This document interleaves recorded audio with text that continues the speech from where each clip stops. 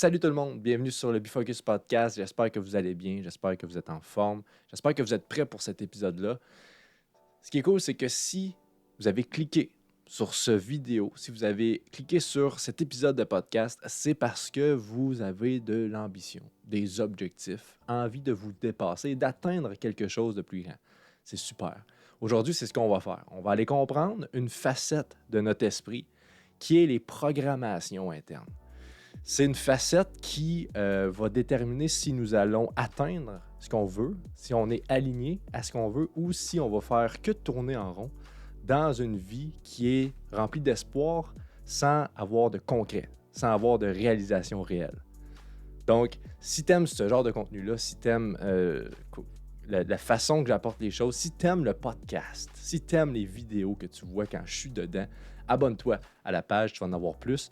Si tu aimes ce vidéo-là en particulier, mets un like, commente et partage-le à quelqu'un. Partage-le à quelqu'un qui peut apprécier ce contenu-là, qui peut vraiment se transformer grâce à ça, parce que c'est ça mon but. Je partage gratuitement des vidéos, je partage gratuitement des connaissances, des façons de faire pour se transformer mentalement, se transformer pour finalement atteindre ce qu'on veut, se diriger vraiment vers nos objectifs et pas juste avoir des rêves sans concrétiser les résultats. Sur ce, bonne écoute.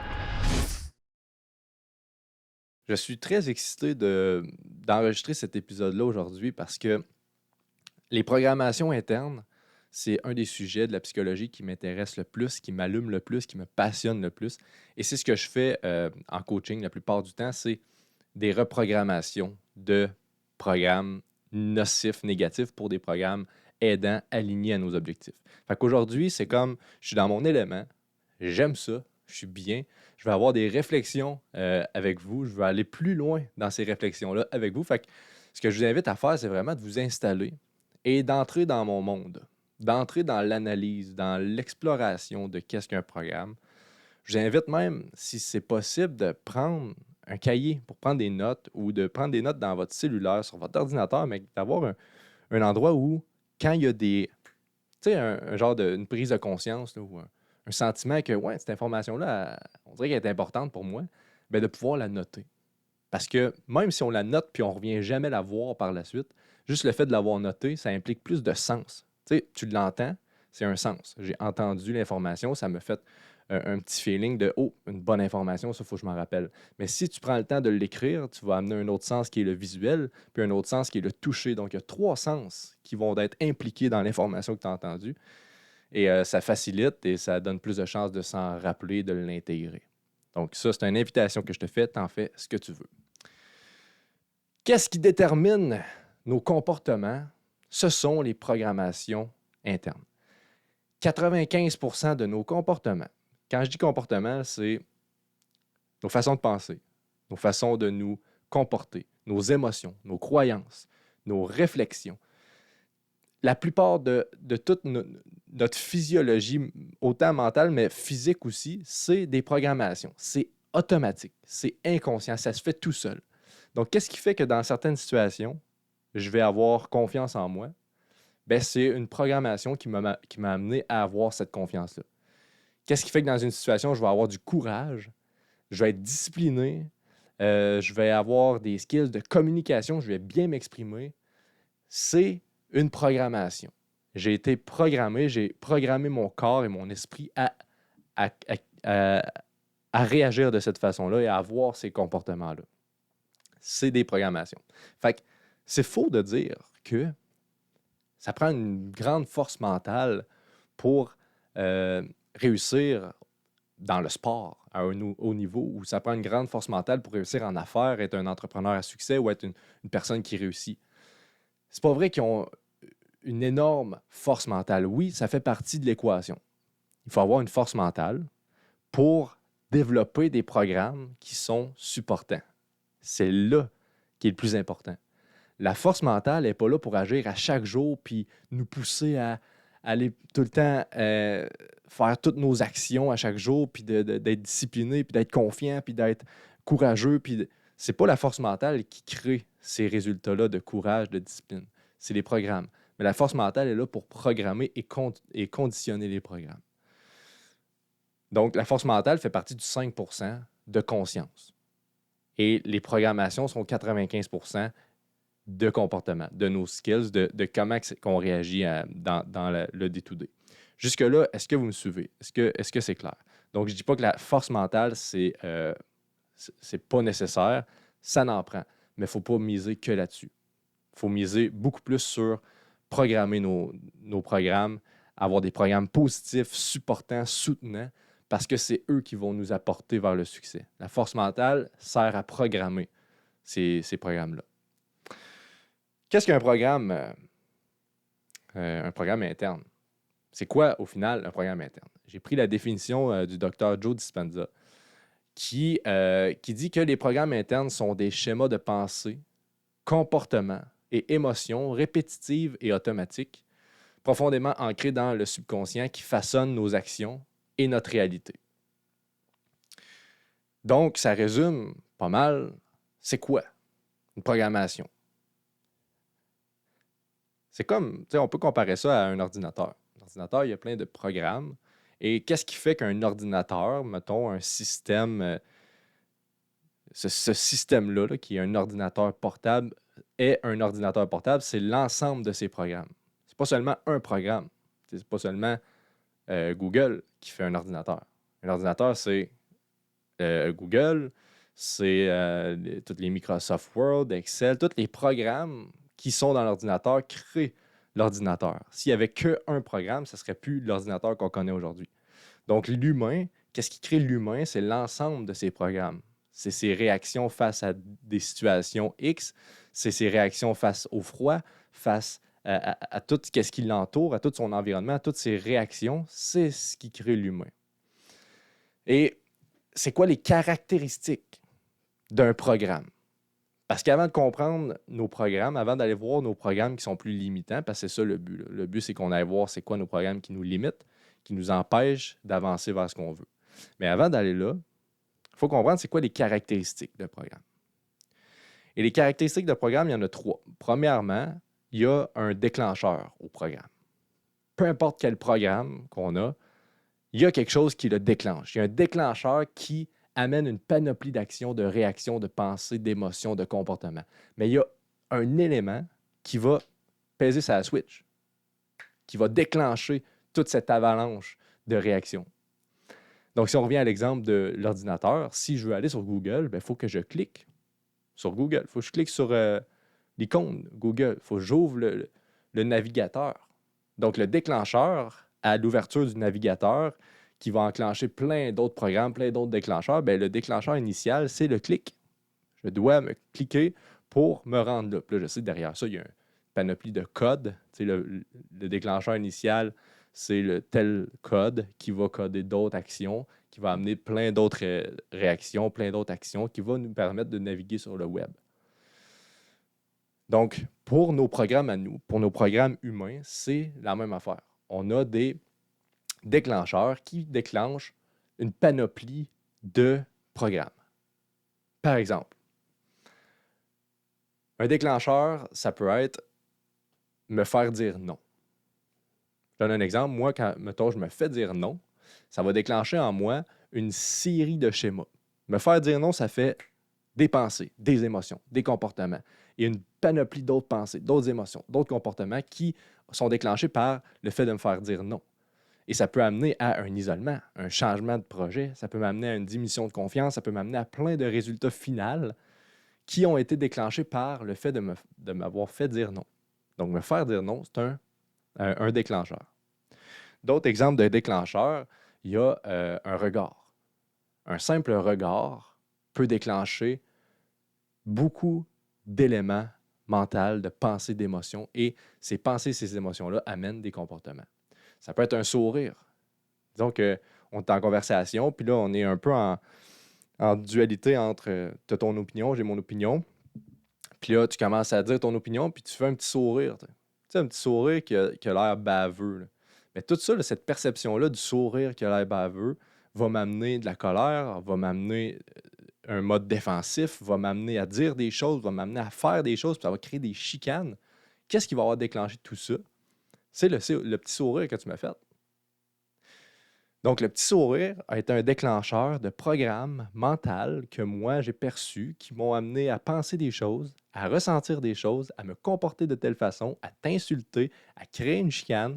Et cette boucle-là a été déclenchée par une chose qui est le sourire. Ça peut être, au-delà d'un sourire, ça peut être une parole, même principe. Tu me dis quelque chose, je le prends mal, ben c'est le déclencheur, c'est ce que tu me dis, la pensée que j'ai eue, les émotions qui sont venues, le comportement, et tout a déclenché un programme.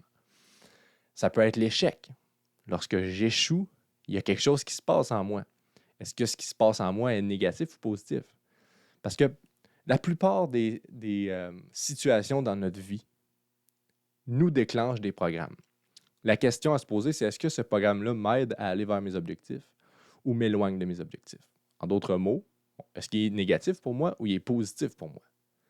Si j'échoue et que je me mets à broyer du noir, à dire que je suis une mauvaise personne, que je ne suis pas bon, j'y arriverai pas, je me sens comme de la merde, je me sens triste, je me sens en colère, je me sens honteux, les comportements qui vont suivre de toutes ces réactions inconscientes, on se souvient, c'est automatique, ça se passe tout seul, mais les comportements qui vont suivre à ça, c'est clair que ça ne sera pas ah ben là, je suis plus motivé ou je vais aller, je vais mettre plus de temps, je vais travailler encore plus, ça ne me motive pas.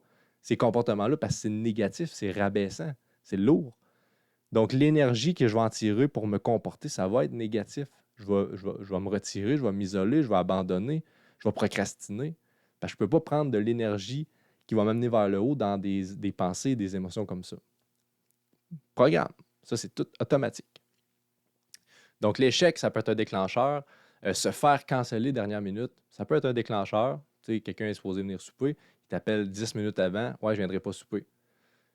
Ça va déclencher quelque chose. Il y a des gens que ça va déclencher automatiquement de ah, ben il y a eu un empêchement, c'est pas grave, cool, je vais pouvoir passer du temps avec moi-même ou faire une autre activité.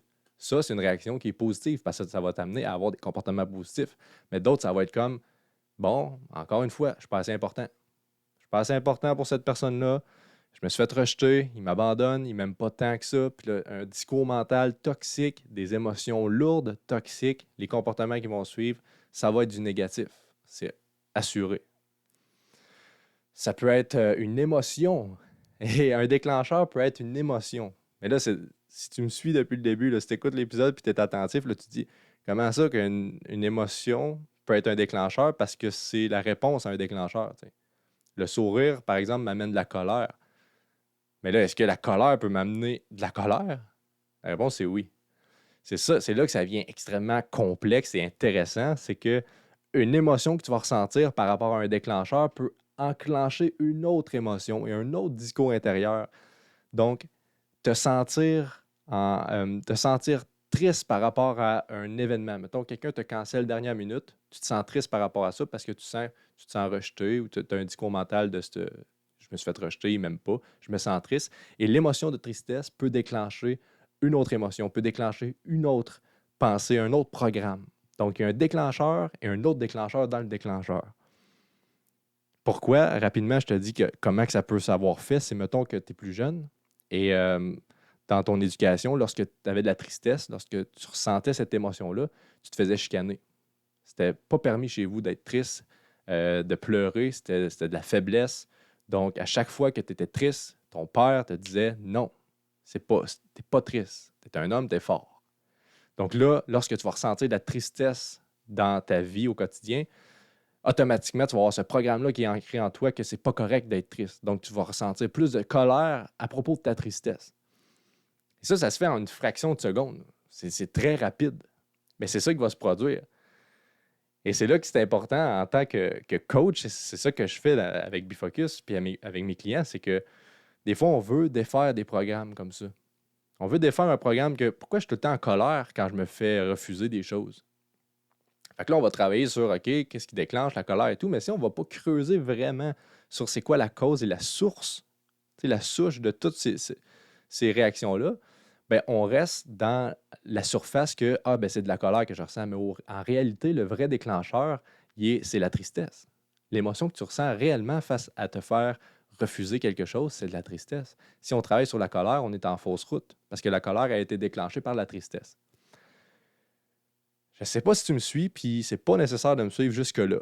OK? Comme je vous ai dit au début, c'est quelque chose qui me passionne, c'est quelque chose qui vient vraiment m'allumer. Fait que je vais dans des endroits un peu plus poussés. J'adore ça, mais c'est pas le but de l'épisode de comprendre ce principe-là. C'était juste pour faire une petite parenthèse et comprendre que une émotion, ça peut être un déclencheur aussi. Un des programmes internes toxiques que la plupart des entrepreneurs font face à certains moments dans leur vie et qui a été un de mes problèmes pendant longtemps, ça a même été un effet. Il y a des gens qui l'ont calculé, qui ont fait un schéma de ça. C'est l'effet Dunning-Kruger, qui est lorsqu'on commence dans un projet avec une idée, dans n'importe quelle nouveauté, on a comme un effet sur une courbe. Là, imagine une courbe avec l'échelle du temps puis l'échelle de la confiance en soi, disons. C'est comme un niveau de confiance, de sentiment de compétence. Bien, lorsqu'on commence dans le projet, on a la courbe du sentiment de compétence qui augmente extrêmement rapidement. Parce que là, on découvre plein de choses. On découvre plein de nouveaux talents qu'on a, peut-être qui étaient cachés. On exploite des nouveaux traits de nous, de notre personnalité. On apprend la surface des informations de ce nouveau projet-là. Tu sais. Fait que moi, quand je commençais un nouveau projet business, j'étais comme, hein, OK, je peux faire ça de même. Hein, OK, il y a plein d'affaires à découvrir, plein d'affaires le fun. OK, c'est le fun, ça, j'apprends vite. Hey, je comprends tout ça, ça va bien.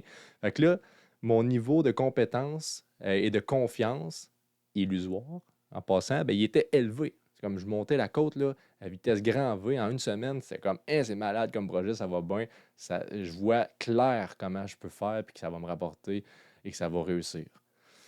Puis après ça vient une courbe qui est descendante, qui commence à être la réalité, les défis. C'est quoi vraiment ce projet-là? Là? C'est quoi vraiment que tu dois faire face? Il y a des défis externes, donc des manques de connaissances, des manques de compétences, mais il y a des défis aussi internes de croyances limitantes, de difficultés, de peur, de limitation, d'émotions, de façon de voir ça. Donc là, ça commence avec une pente descendante de je reviens à la réalité. Et pire que ça commence à être, ils ont appelé ça la vallée de l'ignorance. Tu commences à te rendre compte que tu sais rien au final. Tu n'en connais pas comme tu pensais, même moins que ça. Puis là, tu commences à te sentir un peu idiot, là. Puis un peu sentiment d'imposteur, parce que là, toi, la semaine dernière, tu as senti un gros hype, puis tu as une vision de grandeur avec ça. Mais là, tu es dans la vallée de l'ignorance. Tu n'as comme pas les compétences, tu n'as pas les traits, tu n'as pas la confiance, tu te sens pas à la hauteur. Et lorsque moi, j'arrivais dans cette vallée-là, et là, la plupart des entrepreneurs, ce qu'ils font, c'est ils abandonnent. Ce qui est un programme. T'sais. Là, c'est comme, OK, je ne me sens pas compétent, donc soit que je persévère, ça, c'est un programme qui serait supportant. L'incompétence dans certains domaines amène certaines personnes à se dire, OK, comment je peux développer la compétence et rester sur ce chemin-là. Ça, c'est un programme supportant. Le programme qui est plus négatif et que j'avais pendant longtemps, c'est, ah ben fuck off, c'est pas fait pour moi. Je le sens plus, ça coule plus. Je pense pas que je vais y arriver.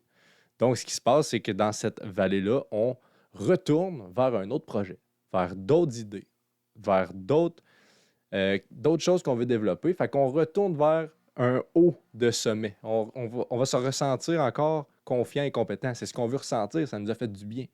Mais c'est qu'on tombe dans une loupe de hein, je suis compétent, ça va bien. Tu retombes dans la vallée de l'ignorance. Puis là, à la place de la traverser, parce qu'on peut la traverser, le but, c'est de traverser la vallée de l'ignorance, d'aller chercher les compétences, d'aller chercher les bons programmes, de se développer pour remonter la côte et aller dans un niveau qui est sain de confiance et de compétence, qui est la réalité. À la place de traverser cette vallée-là, souvent, ce qu'on fait, c'est qu'on retourne chercher un autre hype de haut de montagne. On veut retrouver de la confiance, on veut retrouver des compétences rapidement, fait que c'est pas le bon projet, on retourne. Puis on fait cette loupe-là, sans arrêt. On est incapable de maintenir sur le long terme cette adversité-là. Donc, on pense, on a l'illusion que c'est pas la bonne chose. Mais ce qui fait au final, c'est qu'on ne développe rien. On ne se rend pas vers une vraie compétence. On reste dans l'illusion. On reste dans la loupe qui nous amène à remonter tout le temps dans un nouveau projet, dans une nouvelle vocation qui est finalement pas la bonne chose. Ce qu'on devait faire, c'est juste persévérer et continuer. C'est pour ça que c'est important de développer les programmes supportants qui vont nous aider à aller vers cette voie-là et continuer vers cette voie-là. Donc ça, c'est les déclencheurs. Si on va maintenant, parce que là, on est encore dans les caractéristiques du programme, il y a le déclencheur. La deuxième caractéristique, qu'est-ce qui se passe après le déclencheur, c'est l'automatisme interne. Ça va créer un automatisme interne qui sont des pensées et des émotions. Donc, lorsqu'un déclencheur est démystifié, qu'on se rend compte qu'on a un déclencheur, on est déclenché face à un sourire, automatiquement, après ça, il va y avoir un automatisme interne qui sont des pensées et des émotions. Qu'est-ce que je pense face à ce sourire-là? Qu'est-ce que je ressens face aux pensées que j'ai eues, face aux pensées qui m'ont été automatiques vis-à-vis ce comportement-là, vis-à-vis ce déclencheur-là, pardon. Et troisième caractéristique d'un programme, d'une programmation, c'est l'automatisation externe qui est les comportements. C'est comment que je me comporte face aux pensées et aux émotions que j'ai eues. Donc, si on remet ça en ordre, un programme, c'est fait de la façon suivante. Déclencheur, automatisation interne, donc pensée, émotion, et automatisation externe, comportement. Et là, on voit clair que si nos programmes sont négatifs, sont nuisibles, bien, nos comportements vont être nuisibles. C'est ce qui va déterminer directement nos résultats. Et là, ça s'entremêle. Ce n'est pas clairement déclencheur, pensée, émotion, comportement. Parce que, comme j'ai dit tantôt, dans la pensée qu'on va avoir, il va y avoir d'autres déclencheurs qui vont amener des émotions, il va y avoir d'autres déclencheurs qui vont amener un comportement. Et ce comportement-là qu'on va avoir va déclencher d'autres pensées et d'autres émotions et d'autres pensées, d'autres comportements. Puis là, ça tourne comme ça. Là. Puis là, ça crée là, un nuage de programmes. Là. Puis là, on est pris dans tous nos comportements, nos réactions, nos façons de penser, notre humeur, notre état, nos semaines qui passent, les mois qui passent, on est dépassé par tout ça lorsque nos programmes ne sont pas alignés avec ce qu'on veut. Mais quand nos programmes sont alignés avec ce qu'on veut, ça se passe aussi en automatisme, mais ça roule, ça gaule, on s'en va à la bonne place, on le sent, ça débouche, on réagit de la bonne façon, on se comporte de la bonne façon, on pense de la bonne façon. Ça va bien. C'est pour ça que c'est là le nerf de la guerre en ce moment, puis c'est là que je vous amène aujourd'hui. Donc, vous comprenez que l'importance de programmer ces programmes est là. C'est important d'avoir une vision aussi. T'sais. Comme j'ai dit au début, on a la vision, nos objectifs, et on a nos comportements et nos programmations. C'est important d'avoir la vision. C'est crucial. Si tu n'as pas de vision, tu ne peux pas programmer des programmes qui vont aller quelque part. Tu ne sais pas où tu t'en vas. C'est bon d'avoir la vision. Ou que ça vienne négatif, c'est lorsque tu as une vision, mais que tu n'as pas aligné tes programmations à cette vision-là. Parce que c'est pire que de ne pas avoir de vision.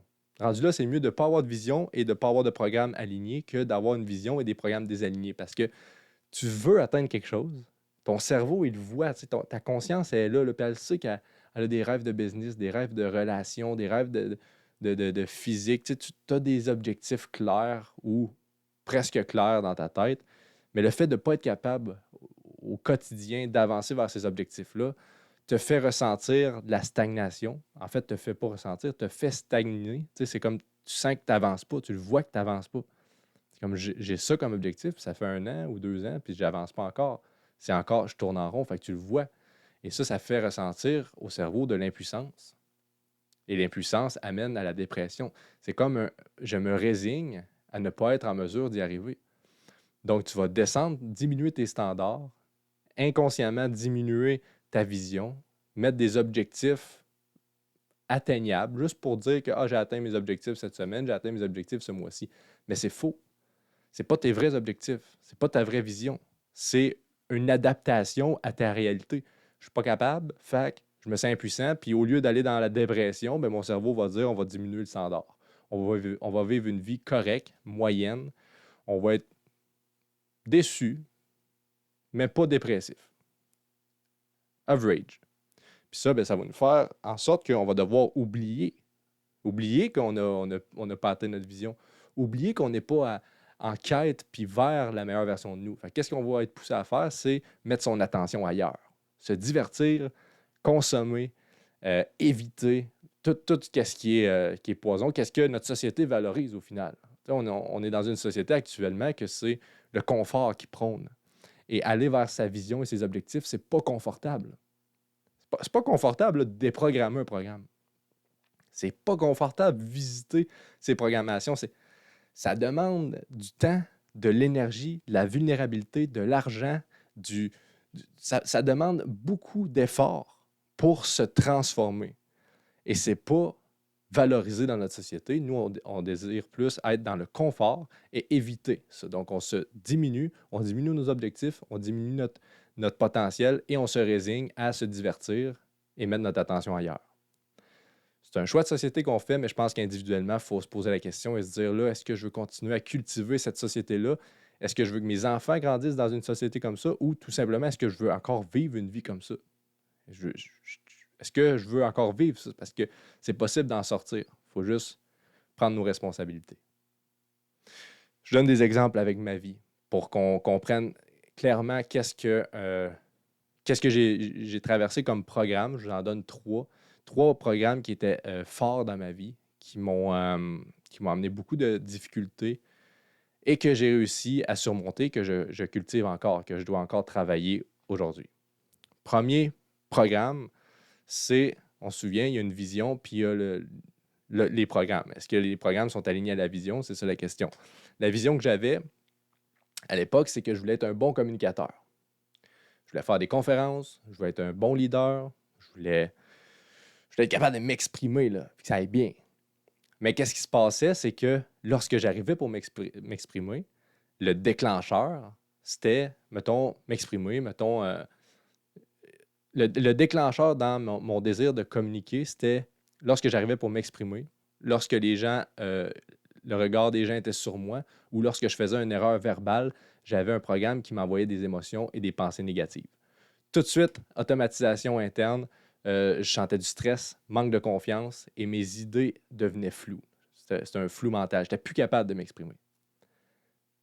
Puis là, ça, ce que ça faisait, c'est que je me retirais, j'évitais les gens, je me taisais, je n'allais pas vers l'autre, je n'exploitais pas ce que je pouvais exploiter, je ne me pratiquais pas à communiquer parce que les émotions de stress et de confiance étaient fortes.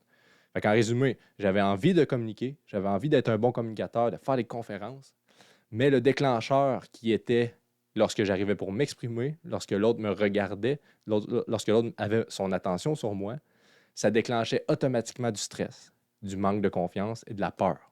Et ces émotions-là, avec les pensées que j'avais, amenaient des comportements d'évitement. Je me taisais, je n'allais pas vers l'autre, je ne m'exprimais pas. Ce programme-là m'amenait dans une loupe. Une loupe qui, si je n'avais pas pris action, si je n'avais pas été déprogrammé ça, je n'aurais pas en ce moment ce que j'ai.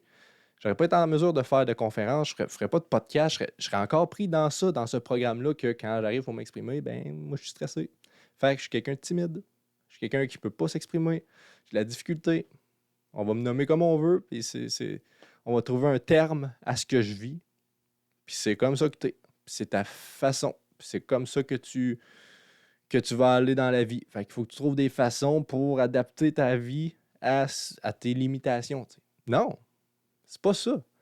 C'est pas ça que je voulais. Je voulais pas m'adapter à j'ai de la misère à m'exprimer. Non, je vais aller affronter pourquoi j'ai de la misère à m'exprimer. C'est quoi qui se passe dans ma tête pour que moi, j'aie de la misère à m'exprimer? Il y a quelque chose qui bug. On va aller voir c'est quoi. On va le défaire puis on va le reprogrammer.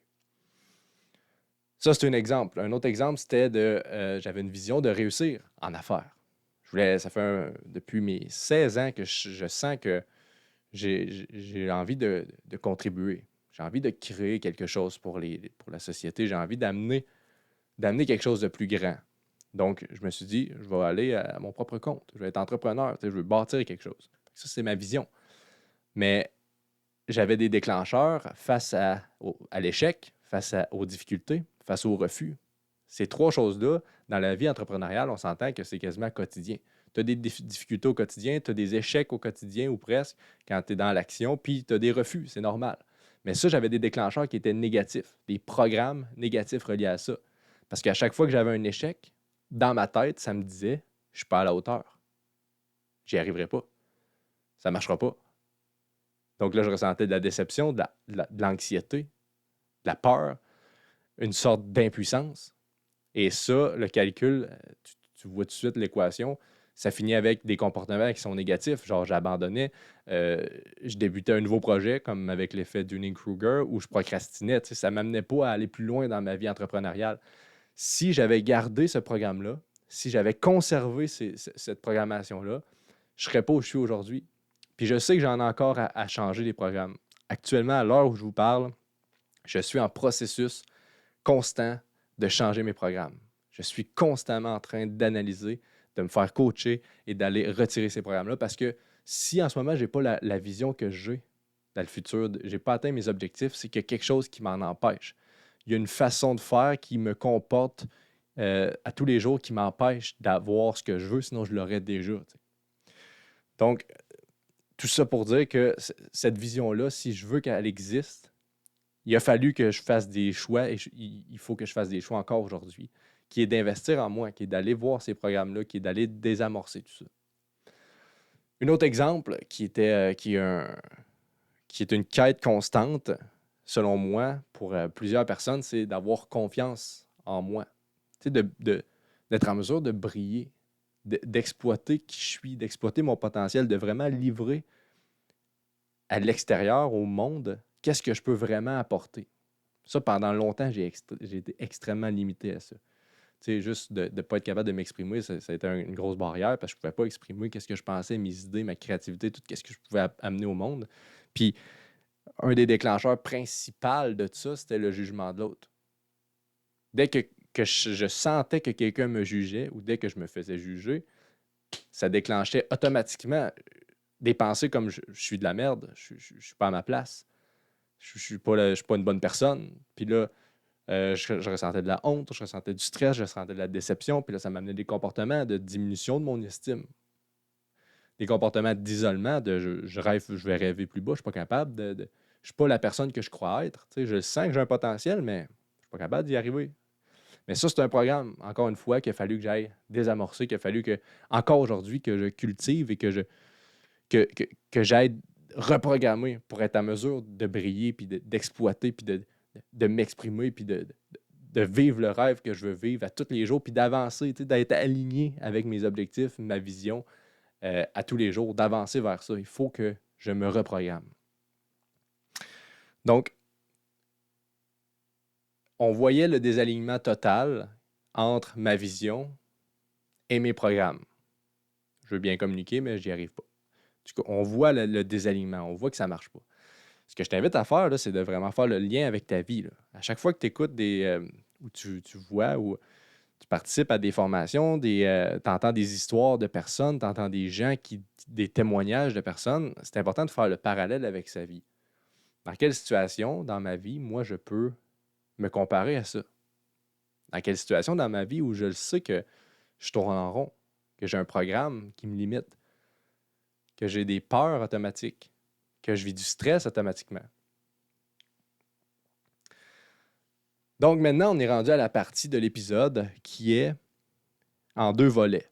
Volet 1, c'est pourquoi mes programmes en ce moment ne sont pas alignés. Il faut comprendre pourquoi je ne suis pas aligné avec ma vision et mes objectifs. Et ensuite, on va aller voir comment faire pour s'aligner. Qu'est-ce qu'on peut faire maintenant pour changer? Puis je vous le jure, histoire vécue, et je le vois avec moi-même, mais avec tous les clients que j'ai, lorsque tu changes une programmation, ta vie change. Ça n'a pas le choix. C'est automatique. Si tu changes une programmation interne, tes comportements vont changer automatiquement. C'est là que je reviens à la force mentale. Ça prend une force mentale pour aller défaire ces programmes-là. Mais un coup qu'ils sont défaits et sont reprogrammés, ça change. La vie change. C'est différent. C'est nouveau. Ça va de soi. Donc, c'est simple. Mais c'est pas facile. Donc, pourquoi le cerveau développe des programmes comme ça? C'est quoi son trip? En fait, le cerveau, lui, il veut ta survie, puis il veut économiser de l'énergie pour ta survie. Lui, il fait ça pour toi. Il veut ton bien, mais lui, il calcule ça de sa façon à lui. Il se dit, moi, si je veux économiser de l'énergie avec cet humain-là, ben, il faut que je mette le plus d'affaires inconsciemment, parce que la conscience gruge énormément d'énergie. La conscience, là, c'est ton cerveau analytique. Là. C'est lui qui est capable de percevoir, de comprendre, de voir les choses. C'est lui qui qui est actif. Là. Il y a 5%. Pourquoi il y a juste 5%? Parce que s'il y avait plus que 5% de toutes tes réactions, tes pensées et tout, ben, ça serait trop énergivore. On n'aurait pas assez d'énergie pour supporter ça. Fait que lui, il a calculé ça, le cerveau. Il dit, parfait, on va mettre 95% des comportements automatiques. Soit que des fois, tu prends la route avec ta voiture, tu ne te rends même pas compte que tu conduis. Tu es en train de réfléchir à d'autres choses, tu écoutes de la musique, tu ne sais même pas, tu te rends compte que je suis rendu sur l'autoroute, j'ai mis mes flasheurs, j'ai fait mes stops, j'ai tout fait ça automatiquement. Lui, il a compris que, regarde, tu es capable de le faire automatiquement, on va le mettre là. Ça va être réglé. Donc, une des choses, c'est pour ça. C'est pour qu'on soit avec plus d'énergie. Donc, ça veut dire que 95% de notre énergie est comme en mode économie. Économie d'énergie automatique. Il faut se souvenir que son but à lui, comme j'ai dit au début, c'est pas qu'on soit heureux. Lui, il veut pas il n'y en a rien à foutre qu'on soit heureux. Son but, c'est notre survie. Lui, il veut nous protéger. Il ne veut pas nous rendre heureux. Il veut nous protéger. Tu sais, mettons, là, on fait une mise en situation. Mise en situation, pièce de théâtre, OK? Disons que toi, tu es le cerveau, puis tu as un humain à protéger. Ta mission, c'est de le protéger. Puis là, tu sais qu'il faut que tu économises de l'énergie. C'est quoi tu ferais? C'est comme, comment tu programmerais ça, là? Bon, là, moi, il faut que je le protège pendant une vie complète. Il faut qu'il fasse des enfants. Il faut qu'il survive. Comment je le programme? En tout cas, moi, puis en fait, comment il a fait ça, lui? C'est qu'il a fait, quand ça fait mal, on le refait plus. Puis quand ça fait du bien, on le refait. C'est simple, une belle formule. Quand ça fait mal, là, on a les récepteurs, on est capable de voir quand c'est douloureux, physiquement ou mentalement, émotionnellement. Quand c'est douloureux, on ne le refait plus.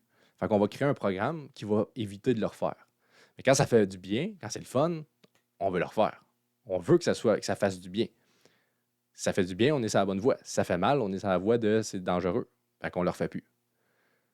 Donc, le cerveau, il encode des situations douloureuses et plaisantes comme des déclencheurs. Et il associe ça à des automatismes internes et externes, des pensées, des émotions et des comportements. Donc, comment il associe ça? C'est par ce qu'on a vécu. Ce qu'on a vécu, est-ce que ça a fait du bien ou ça a fait mal? Ça a fait mal, on ne veut plus refaire ça. C'est fini. On crée un programme, on s'éloigne de ça. Moi, en deuxième année, quand j'ai fait mon premier exposé oral, les gens ont ri de moi, j'ai eu de la difficulté à m'exprimer, puis ça a été très tough. Je me suis senti comment? Je me suis senti comme de la marde. J'ai senti de la honte, j'ai senti de la tristesse de me faire rire de moi. Qu'est-ce que le cerveau il a dit? Ça fait mal. C'est quoi qu'on est en train de faire? C'est quoi le déclencheur? Le déclencheur, c'est Sam, il est en train de s'exprimer. Donc, s'exprimer, ça fait mal. Donc, ça, on va créer un programme qui va vous éviter de s'exprimer. Job done. C'est fait. On continue notre job. Le cerveau est content, il est fier, il a réussi. Good, on s'éloigne de la souffrance, on s'éloigne de ce qui est douloureux. Parce qu'on veut sa survie, on veut le protéger. Puis ça fait mal, on en veut moins. Puis quand Sam il va scroller sur le web, ça lui fait du bien. Pourquoi? Parce qu'il va scroller quand il y a des situations stressantes. Quand il vit du stress, un peu de l'adversité, il ouvre son cell puis il va sur les réseaux sociaux. Ça lui fait du bien. Donc, cellulaire, on en veut plus. On va envoyer des programmes qui vont l'inviter à aller sur son cell, qui vont le pousser à y aller parce que ça lui fait du bien. C'est ça qu'on veut. C'est confortable. Donc, on voit le pattern du cerveau. Si on va plus loin que ça, là, je t'amène dans ma réflexion. Là, on s'amuse. Si on va plus loin que ça, là, le cerveau veut notre survie. Et il calcule que si hier, mon humain a survécu, si hier, j'ai survécu, c'est que ce que j'ai fait hier, ça a bien été. Ça a été une bonne chose. Lui, il veut économiser de l'énergie. Il ne veut pas avoir à recalculer tout le temps. Hier, j'ai survécu. La semaine passée, j'ai survécu. Fait qu'on va faire copier-coller. Hier, j'ai fait ça. On va essayer de copier-coller pour que demain, on refasse la même chose. Parce que si hier, j'ai survécu, il y a des bonnes chances que demain, je survive si je fais la même chose. Donc là, si on laisse notre cerveau automatique diriger notre vie, on comprend qu'on va revivre la même journée, la même vie, encore et encore. On va rester dans les mêmes comportements, les mêmes façons de penser, on va créer les mêmes habitudes, on va avoir les mêmes relations, on va prendre les mêmes chemins, on va se comporter de la même façon, on va réagir de la même façon. Si on laisse ça automatiquement, parce que lui, il veut notre survie. Et si on fait la même chose qu'hier, on risque de survivre. Mais nous, on ne veut pas notre survie. Nous, on ne veut pas survivre. On veut vivre. On veut être heureux. On veut réussir. On veut explorer. On veut aller vers de l'inconnu. Et l'inconnu, pour lui, le cerveau, c'est dangereux. Il y a des risques de ne pas réussir sa job, sa tâche, qui est de nous protéger. On comprend? C'est pour ça que ça prend de l'énergie, ça prend du temps, ça prend des efforts pour se reprogrammer. Parce que c'est de l'inconnu, c'est de la nouveauté. On veut nous-mêmes se programmer de la bonne façon et sortir de ce qui était automatique. Parce que l'automatisme, on le voit que on s'en va pas à la bonne place. Là. Si on continue dans l'automatisme, qu'on continue à laisser notre cerveau et notre vie dans les mains du hasard, bien ça va juste se cultiver dans un copier-coller de jour en jour, puis dans un automatisme de déclencheur de ça fait mal, fait qu'on le fait plus. T'sais. C'est pas parce que ça a fait mal qu'on le fait plus. Ça fait mal parce qu'il faut que je le fasse d'une autre façon. Comme mon exposé oral en 2e année. Comprenez? Donc, j'ai envie qu'on passe directement à comment aligner nos programmes. Comment aligner nos programmes à ce qu'on veut. Puis je pense que c'est le bout le plus important de l'épisode en ce moment. J'ai des objectifs, des buts, des rêves, une vision. Et j'ai des actions, des façons de penser, des croyances et des émotions. Si ma vision, mes rêves, mes objectifs et mes comportements ne sont pas alignés, je vais tourner en rond dans mes journées parce que je ne m'en vais pas vers ce que je veux. Donc, je dois reprogrammer mes comportements, ma façon de penser, mes croyances et mes émotions pour qu'à chaque jour, j'avance vers mes objectifs, pour qu'à chaque jour, je sois aligné vers ça. On comprend? Et ça demande de l'énergie, ça demande du temps et ça demande de l'investissement. Premièrement, je vous dis les étapes, là, il faut amener le programme à la conscience. Il faut se rendre compte, c'est quoi notre déclencheur, c'est quoi nos automatisations internes et externes. Il faut comprendre c'est quoi notre programme qu'on veut changer. On en a plein. Il y en a des plus importants que d'autres. Il y a des programmes là, qui sont positifs puis ça va bien. On les laisse là. On ne veut pas changer ce qui va bien. Il y a plein de programmes qui font que notre corps il survit en ce moment puis que ça se passe bien. Tu sais, quand il y a de la lumière qui rentre quand il y a trop de lumière autour de moi, bien, mes pupilles ils vont se rapetisser ou quand il n'y en a pas assez, ils vont grossir. Ça, c'est un programme. C'est pour capter plus de lumière puis le corps il a programmé ça comme ça. On laisse ça de même. C'est utile. Là. Fait que si on ne touche pas à ça, on va aller voir qu'est-ce qui nous limite. Donc, quand on a un programme que tu te dis là, j'ai des comportements qui me semble qu'ils ne sont pas alignés. Là. Il me semble que je me sens tout le temps d'une telle façon quand ça arrive, puis ça fait que je ne peux pas aller vers ce que je veux. Je suis tout le temps en train d'abandonner, je suis tout le temps en train de procrastiner, c'est tough, j'ai de la misère à m'exprimer comme je voudrais, je ne suis pas capable de monter sur scène comme je voudrais, je ne suis pas capable d'avoir des conversations, de vendre mon produit, je ne suis pas capable de me mettre de l'avant, je ne suis pas capable d'amener un projet à terme, je ne suis pas capable j'ai de la misère à créer des relations, à aller vers l'autre, de la misère à... Peu importe le programme, il faut le réaliser. Il faut en prendre conscience. Il faut le voir avec notre cerveau analytique de « OK, je comprends, là, je suis déclenché quand ça arrive. » Quand il y a des difficultés avec l'argent, quand il y a des difficultés financières, je suis déclenché de telle façon. Je commence à avoir peur, je commence à me dire « j'y arriverai pas, c'est dangereux » et là, j'abandonne. Je m'en vais vers autre chose. À chaque fois qu'il y a des difficultés financières, j'abandonne puis je m'en vais vers autre chose. Mais il faut que je sois capable d'assumer les difficultés financières si je veux avoir mon projet à terme. T'sais. Là, tu prends conscience. Là, tu réalises c'est quoi le problème, la programmation qui est limitante. Là, tu le vois un peu plus là, dans ta vie. Ça, on appelle ça de la métacognition. C'est s'observer nous-mêmes, observer nos processus internes, nos processus mentaux, nos processus cognitifs. Donc, ça prend de l'énergie, ça prend du temps et ça prend de l'investissement en soi. Tout ça, c'est faisable seul.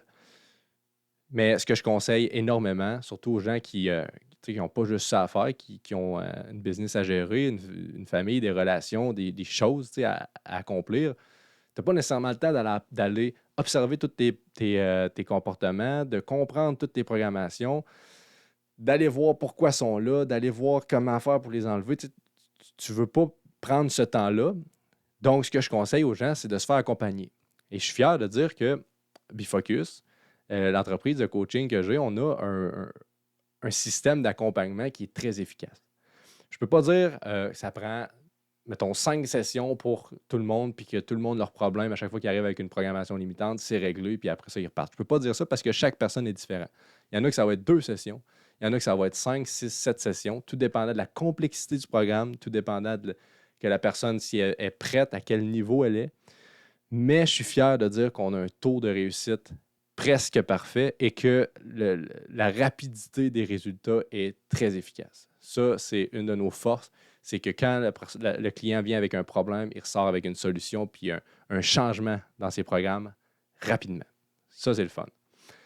Parce que là, je vous dis, l'étape 1, c'est d'amener ça à la conscience, mais l'étape 2, après ça, c'est de comprendre les raisons de ce programme-là. Pourquoi il est là? Pourquoi j'ai ce programme-là?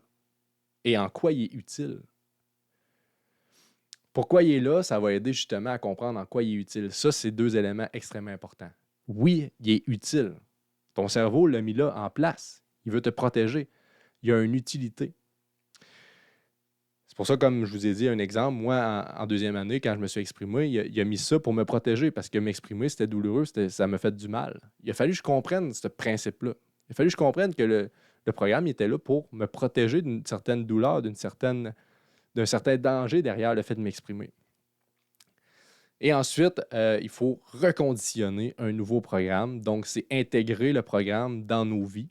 Une fois qu'on a compris l'ancien programme qui est négatif, on reconditionne un nouveau et on l'intègre dans nos vies avec des exercices selon le programme qu'on veut intégrer. Donc, ça, c'est du cas par cas. Qu'est-ce qu'on fait? C'est selon le client, selon ses besoins. On lui donne des exercices à faire, des façons de faire pour intégrer dans sa vie. Et souvent, c'est réglé. Je suis une nouvelle personne.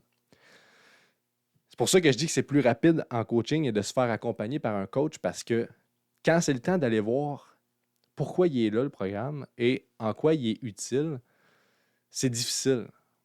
Parce que là, c'est un gros travail sémantique. Il faut trouver le sens de tout ce programme-là. Là. Quand je l'expliquais tantôt, la complexité d'un programme, là, mais quand on est rendu à l'étape 2 qui est de savoir d'où il vient et son utilité, c'est de comprendre tout le sens qu'on a accordé à chaque comportement du programme. Et quand on fait ça soi-même, tout seul, le cerveau tombe en mode défensive et évitement. Parce que lui, il sait ce que tu es en train de faire. Là.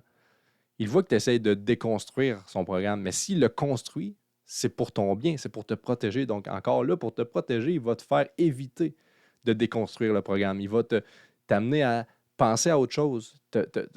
Il va te faire éviter, il va te faire te déconcentrer. Ça va demander énormément de temps, énormément d'énergie juste pour aller atteindre un peu plus de connaissances sur ce programme-là puis commencer à jouer avec. Mais quand tu as un coach, le rôle du coach, c'est justement de t'accompagner dans ce chemin-là. Donc, dès que tu vas dérouter un peu, dès que tu vas éviter, dès que ton cerveau va t'amener à éviter, le coach, il te recalibre. Il te ramène sur la bonne voie. Il fait « OK, c'est beau ce que tu me dis, mais il te repose une question. » Puis cette question-là te fait creuser encore. Il t'amène vers le bon chemin. Puis là, tu prends un autre détour. « OK, c'est beau ce que tu dis, mais il te repose une autre question. » Et là, question par question, on va élucider le mystère, on va comprendre le programme, on va le déprogrammer avec une question de sémantique. C'est quoi le sens qu'on donne à tout ça? On change le sens qu'on a donné aux choses, on reprogramme. Le cerveau est content à la fin. Là. C'est comme, OK, là je comprends. Là. Ça a été tough, ça a été un mouvement, c'est un moment de déstabilisation. C'est pour ça que tu es accompagné. Il y a des gens qui sont là puis qui rendent le processus plus sain. Mais dans ce moment de déstabilisation entre déprogrammer un programme négatif pour le reprogrammer positivement, c'est difficile, ça demande du temps puis des efforts et un équilibre, mais après ça, tu es solide, tu as reprogrammé ça. C'est comme tout ce qu'on a pris, on l'a remis ensemble. Tu es reparti, là. Ton cerveau est content. Et c'est pour ça que là, tes comportements changent. Ta façon de penser face aux déclencheurs qui étaient auparavant nuisibles sont devenus plus positifs. Tous tes résultats vis-à-vis ces comportements-là, qu'est-ce que ça t'amenait? Ça change. Tu as une deuxième vie, littéralement, qui se produit lorsque tu fais ce changement-là. C'est pour ça que je t'invite vraiment à prendre en considération cette option-là. Peu importe c'est quoi tes objectifs, tes rêves, tes ambitions. Si tu es encore ici en ce moment dans l'épisode, c'est que tu as un intérêt envers ce que je suis en train de discuter. Et il y a une partie de toi qui sait que ça te ferait du bien. Il y a une autre partie de toi qui, on peut appeler ça l'ego, qui est plus craintif. Qui est craintif parce que c'est d'aller être vulnérable avec quelqu'un d'autre, c'est d'aller explorer des coins inconnus, c'est de l'inconnu. Ton cerveau n'aime pas l'inconnu. Donc, comme une dualité entre ce qui se passe, qu'est-ce que tu veux, et ce que tu devrais faire et ce que tu ferais. Ce que je t'invite à faire, c'est de te questionner. Est-ce que tu veux vraiment ta vision, tes objectifs? Si la réponse est oui, il y a des actions qui sont inconfortables à faire et ça, je crois que c'est dans une des actions qui est nécessaire pour ce processus-là.